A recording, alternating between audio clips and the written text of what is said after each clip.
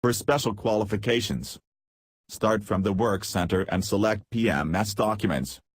Review all qualification requirements by selecting each MIP and reviewing the rate column, and then annotating all checks requiring a special qualification. For CA01, we found that MIP 1651, 00524 M1, MIP 4688 029 R23Q, MIP 6122 001 S2, 6200 001 A1. All require special qualifications.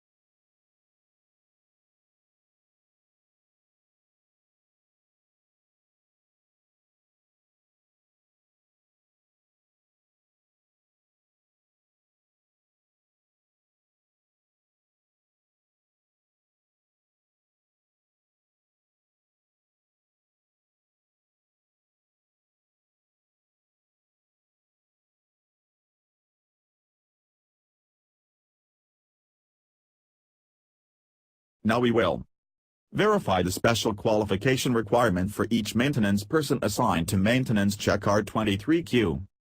Go to the schedule view. Locate the week the R23Q was accomplished and view the check details. This will show all personnel involved in the accomplishment of the maintenance requirement.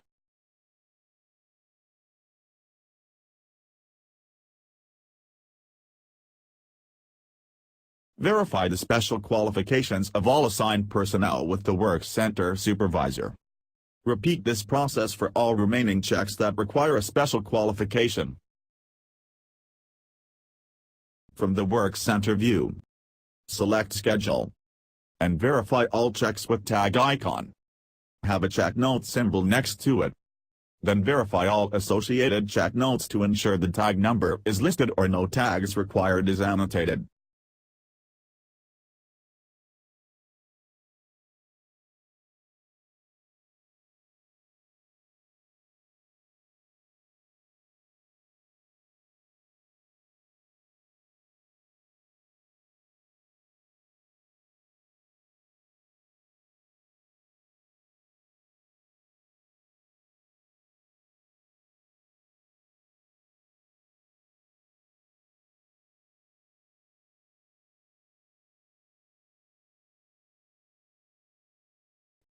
Feedback report. Select the FBR view, and select the Work Center to be reviewed.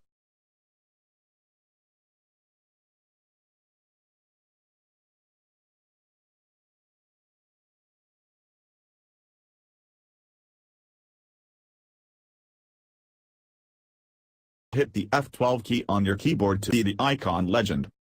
Feedback reports under review need to be approved within 7 days. Feedback reports with response received need to have the action taken tab updated within 7 days. From the Work Center view, select IEM. This will show you a listing of the IEM status of your MIP. Hit the F12 key on your keyboard to view the icon legend. A blue folder indicates MIP does not have any IEM. A yellow folder indicates MIP has an inactive IEM for one of its maintenance items. Red folder indicates MIP has a current IEM for one of its maintenance items. Yellow indicates an IEM status that has ended. Red indicates an IEM status that is still active.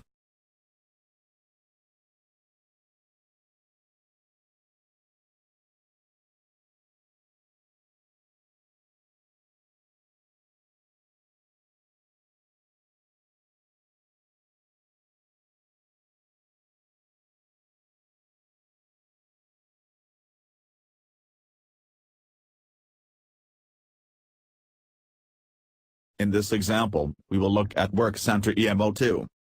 MIP 2000/001 has a red folder. As per the icon legend, this MIP has a current IEM for one of the maintenance items. A red gear indicates the maintenance item in IEM.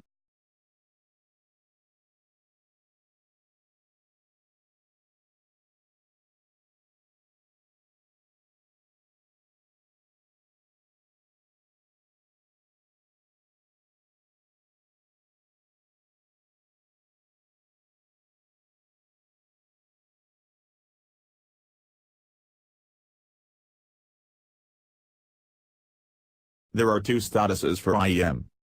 Status 1 and Status 2. In sked, this is indicated as Category 1 and 2. Status 1 IEM, the equipment won't be operated for 7 days or longer and is not scheduled for corrective maintenance, overhaul, or removal. Status 2 IEM, the equipment won't be operated for 7 days or longer and is directly subject to corrective maintenance, overhaul, or removal for safe storage. Enter the reason for the IEM in the notation block.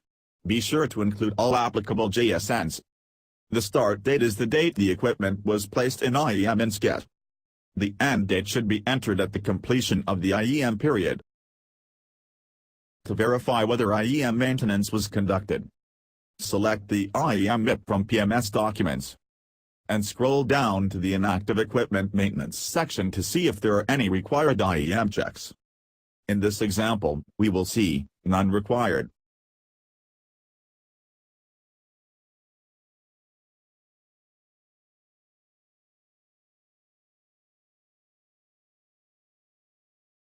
For our second example, we will use the F01 Work Center. We will verify the IEM maintenance requirement for MIP 4560-520. Review the MIP on PMS documents to see what IEM checks apply.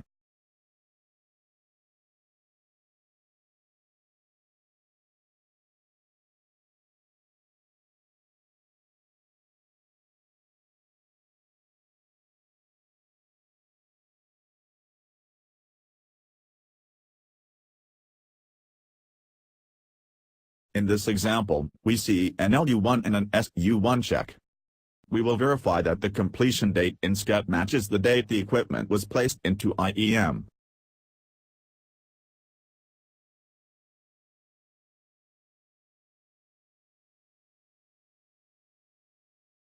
From the Work Center view, select Schedule, collapse all rows, and select the week that corresponds to the IEM date. In this example, we see that the layup check was accomplished on February 28, which is the same date as the equipment IEM date. The same process is repeated for the removal of equipment from IEM. Verify the date of startup maintenance, if applicable, matches the date of completed IEM.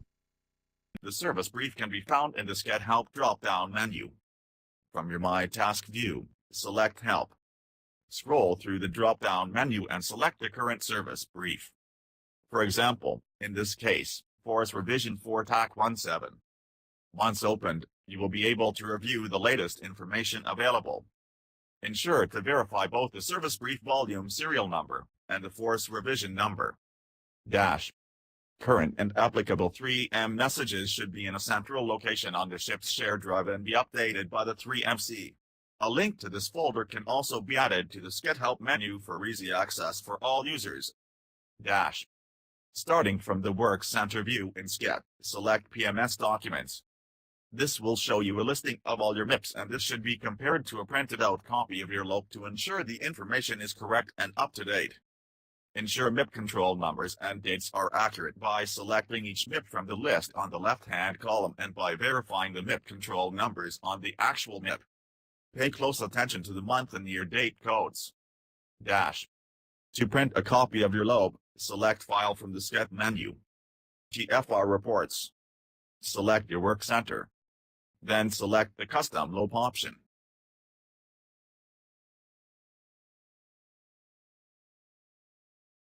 Select the disk icon on the upper left corner and save to your local drive.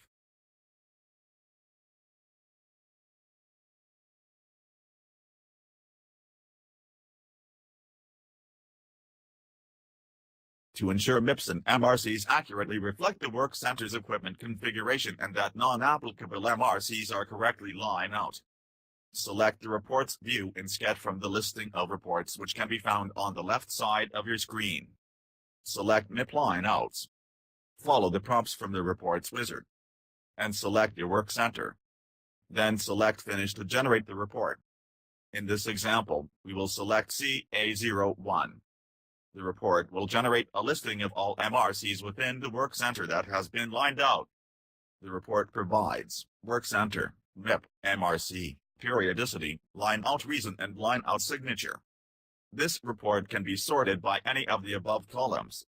Sort the report by line out reason by clicking on the line out reason column header.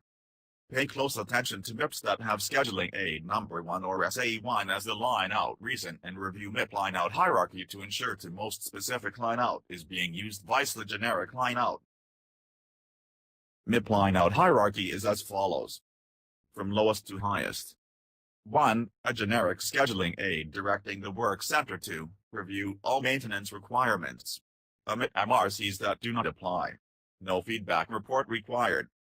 Note that this note is normally associated with scheduling aid number 1, but this is not always the case. Review each MIPS scheduling aid thoroughly. 2. Split MIP for MIPS where a piece of equipment is being maintained by more than one work center. 3. A feedback report authorizing the line out. 4. Naval message, ACN, or other directive authorizing the line out. After you have reviewed the generic scheduling aids, if applicable, conduct a split MIP review by sorting the report again by line out reason by clicking on the line out reason column header.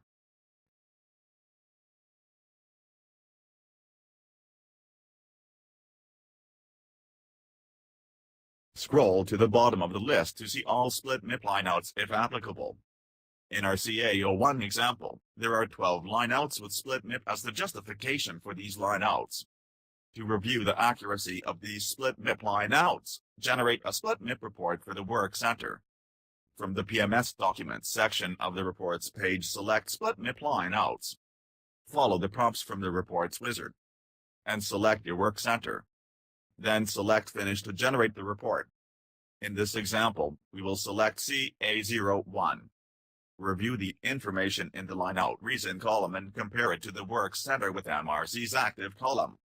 The work centers listed in the lineout reason column should always match those listed in the work center with MRC's active column. If not, this is a discrepancy that needs to be addressed.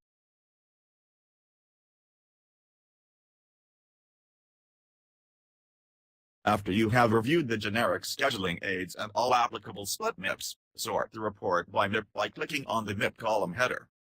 Review all remaining lineout reasons and scheduling aids from this view. Pay special attention to the 5000 MIP series to ensure the correct scheduling aids are being used for this shared MIP. A shared MIP is a MIP owned by multiple work centers but for different pieces of equipment for each work center. With a shared MIP, each work center is responsible for tailoring the MIP to match the equipment within their cognizance. This requires intimate knowledge of the work center by the work center supervisor and the LCPO. When reviewing the remaining lineouts, start with the first scheduling aid used on the MIP as a lineout reason and verify its accuracy by reading the details of that scheduling aid.